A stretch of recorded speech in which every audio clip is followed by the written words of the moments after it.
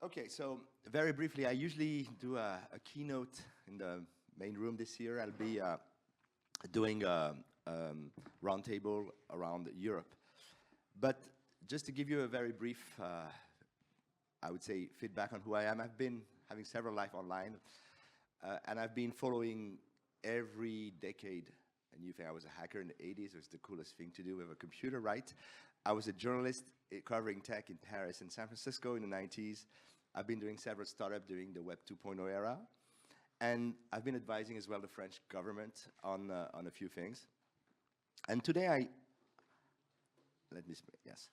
So that was back in the days of Web 2 with Flickr and all these guys. So that was the very cool time. It was a time we, unfortunately, do not live in anymore. So Jim Clark, who used to be the CEO of Silicon Graphics and Netscape, always said there's two ways to make money on the internet. You either bundle things or unbundle. So there's basically two models. You either do what we call an OTT, over the top, so you're building on top of something else, or you do everything yourself. So if you look at the model of AI right now, if you're a company like OpenAI, you basically do a very closed model. You use APIs. And literally every company 2 years ago claiming to do AI were basically doing something on top. And then this Chinese company has been on the radar for some time, but also Meta, that's an interesting thing, Facebook, decided that, oh, let's give everyone access to the technology. The thing about DeepSeek is basically, let me go back first.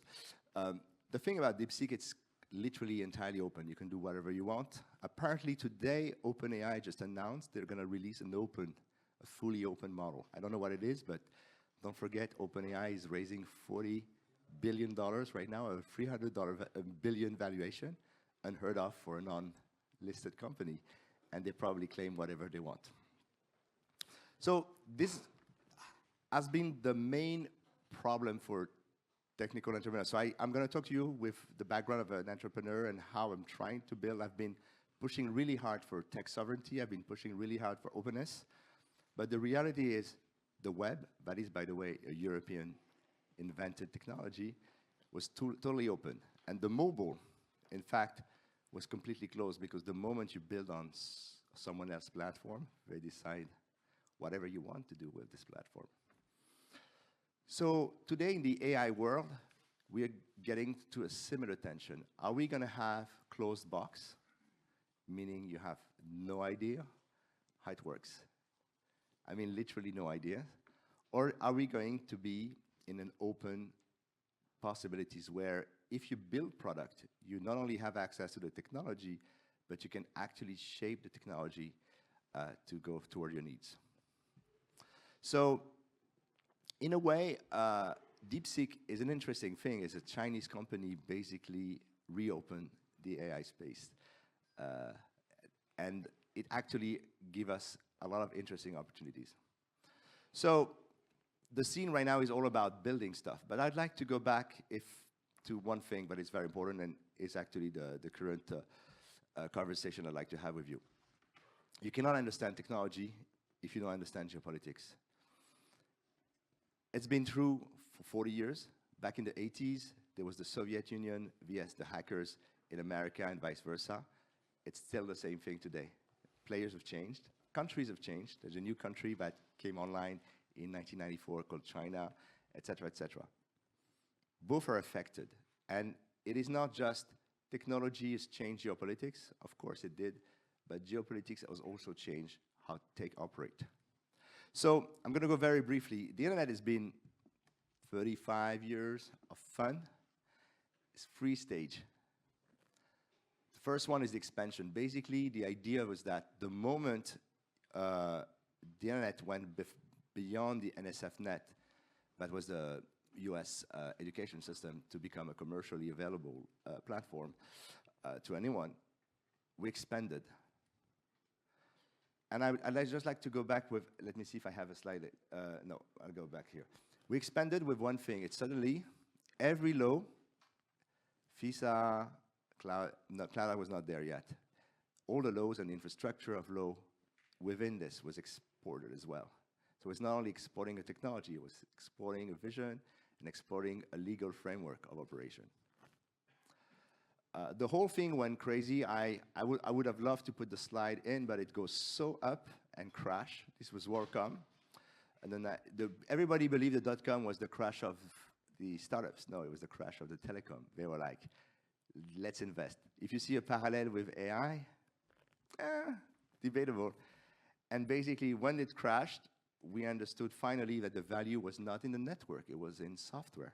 There was this small company, Google, who IPO'd 2004, and everybody look at the S1, document you publish when you go public, and literally everybody said, oh, damn, it's a cash machine. It was more than a cash machine, it was an entire economy. They had hired an economist called Alvarian just to discuss about how we can create world-building economies. And because of that, we entered a second act, that is the consolidation fact. Sorry, I'm going a bit too fast. And two things, 2007, two important things happened, the cloud and mobile. Suddenly, you can build a software for millions of people, and you can scale it to billions of people. And there's a reason why a lot of these companies, what usually we call the, I don't know if it's changed names, the GAFAM, the Seven Magnificent, the Batman, if you introduce Broadcom, etc., are so big. Suddenly, there was a recipe. But there's also another thing important. There was a business model, the cloud capital. Basically, if you want to know what cloud capital is, easy. Whatever on a data center, you run software. You sometimes buy the GPUs, especially now, and you just rent your software. That's the basic thing of the hyperscaler, every service we use. So you either pay the rent or collect the rent. And this has changed the geopolitics of the world, because suddenly you have, what I believe Europe has not understood is that the internet revolution was an industrial revolution. It was a new race of growth. And in '93, when Al Gore said, let's do the information highway, by the way, he did that because he sent an American student in France to study the military system back in the days. The main, I would say the main thing of the EU was clean diesel. So we had our priorities. So we live in a world where everyone else is a renter. I'm going to go very quickly. So how does AI affect this? When I say it's $1 trillion question, this is the amount of money that has been spent already in AI. It's unheard of. It's crazy because nobody knows how to make money. Before, we would put billions to figure out how to make money in the SaaS business, in the AI space. We're putting trillions, and we have no idea. Well, there's an idea that eventually cognitive capital, the amplification of knowledge, is going to be the model. You know, if you have access to superintelligence, potentially you can do more, charge more. So it means that whatever hard problem you have, you just throw the GPUs and it's going to be solved. Look at what Google is doing right now. You know that they just spin off as well. DeepMind just spin off a company just to focus on pharmaceuticals. And literally everyone in the space that is non-tech space is looking at how AI is going to bring me more PhD level people to my organization. There's the myth of the $1 trillion entrepreneur, the idea that one day, one guy, just with his agent, somewhere can generate $1 trillion valuation. That's the big thing of Silicon Valley, I'm not so sure. But the reality is today we have a synthetic workforce. It's already existing everywhere, in support, in the army. If you think about the new wars, you don't send GIs, you just send a swarm of drones. So we are working in a very new approach. Of course, there's this thing that they call the low scale. Basically, if you ask anyone why is ChatGPT working so well, the correct answer is we don't really know. But the more compute, the more data, the more anything we do is going to make this thing better. Next thing is, after basically taking away so much of the data of the web, not all of it being legal, of course, they're going to go after the private data. If you look at what Elon Musk just announced when he's merging X.AI with X.com, sorry, it's very hard to follow. The idea is to say, I have now access to untampered access to all the data people are doing in real time. So now maybe Meta is going to do the same thing with WhatsApp, and maybe Google is going to do the same thing with all our documentation. That's the thing that we're looking at the moment.